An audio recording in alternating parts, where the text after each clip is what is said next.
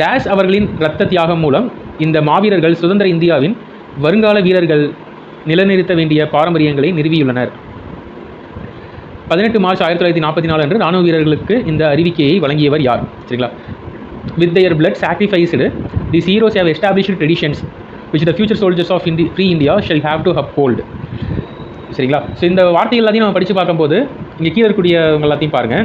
சுபாஷ் சந்திர போஸ், பட்டாபி சீதாராமையா, கேப்டன் லக்ஷ்மி சஹல், ராஸ் பிஹாரி போஸ்.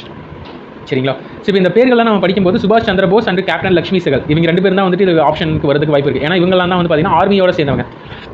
இந்திய தேசிய படை, இந்தியன் நேஷனல் ஆர்மி அப்படிங்கிறதெல்லாம் வந்துட்டு சுபாஷ் சந்திர போஸ் தான் ஆரம்பிச்சிருப்பாங்க.